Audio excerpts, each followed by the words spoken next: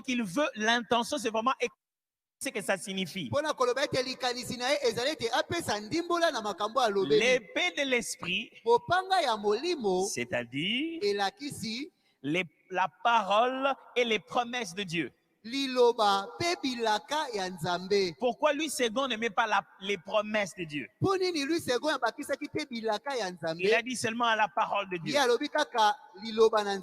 Parce qu'en grec là-bas, ça veut dire l'épée de l'esprit, qui est le réma de Dieu. Par le logos de Dieu. L'idée est la parole insoufflée maintenant par Dieu comme une promesse claire.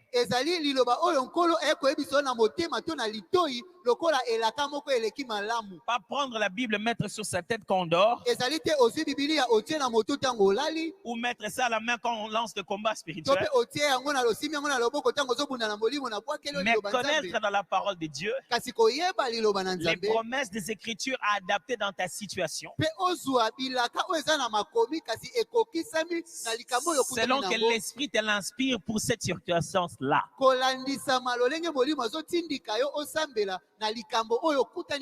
J'aime toujours expliquer ça en disant ceci. Jésus se battant avec Satan, l'un des modèles clairs du combat spirituel du Nouveau Testament. Et comment Jésus se défend?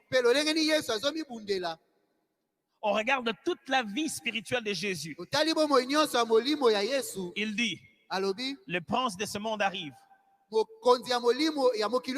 Il n'y a rien de lui en moi. En vérité, je vous le dis. Il veut marcher dans la justice. Le royaume est la justice. Il est rempli des ailes au point de dire les ailes de ta maison me dévorent. Vous voyez qu'au quotidien de Jésus, il gagne déjà ses batailles. Il gagne déjà ses batailles. Et quand il y a un combat de corps à corps, où le diable l'attaque directement, c'est à ce moment-là qu'il sort l'épée de l'esprit. Et il dit, il est écrit, l'homme ne vivra pas de pain seulement. 39 livres. Jésus avait déjà 39 livres disponibles de la Bible. Genèse jusqu'à Malachie. Mais il a choisi Deutéronome chapitre 8 verset 2 partie B.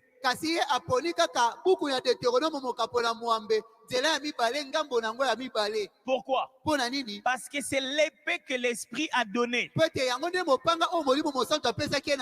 es au combat avec l'ennemi, l'ennemi vient de plusieurs formes. À ce moment-là, le Saint-Esprit ouvre comme une boîte à outils. Il te dit, s'il vient comme serpent, je te donne, ça coupe la tête. Non, Seigneur, il est venu comme une femme. Non, s'il vient comme une femme, prends sa pompe là-bas, pompe-le sur les yeux. L'arme appropriée à attaquer l'ennemi. Même si tu en as la boîte, tu as besoin de l'Esprit de Dieu pour t'indiquer laquelle de ces armes utiliser pour attaquer l'adversaire. Et ces choses-là ne sont pas nécessairement des versets contre Satan. Ça peut être des versets juste pour te rappeler la personne de Dieu et ses promesses pour toi. Quelquefois, la meilleure façon de chasser le diable, c'est de chanter un cantique de louange qui dit que Dieu est présent. C'est ce que Paul explique ici. Il appelle ça l'épée de l'esprit. Je prie, frère, que vous ne deveniez pas les vainqueurs des églises et des jeudis, mais que vous soyez des vainqueurs de tous les jours, quel que soit l'endroit où le combat va avoir lieu. Vous savez, quand je faisais les arts martiaux, notre maître disait toujours, Quand il fallait un combat, on avait deux genres de combats. Hormis les katas qu'il fallait faire.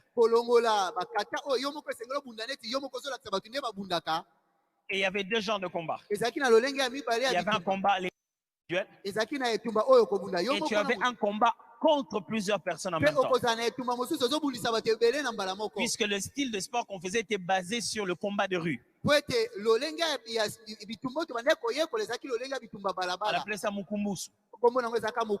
Donc on imaginait que tu étais en train de te battre avec plusieurs personnes au même moment. Donc hormis les katas, les combats individuels, il y avait un moment où on ordonnait à toutes les personnes des ceintures inférieures de t'attaquer directement.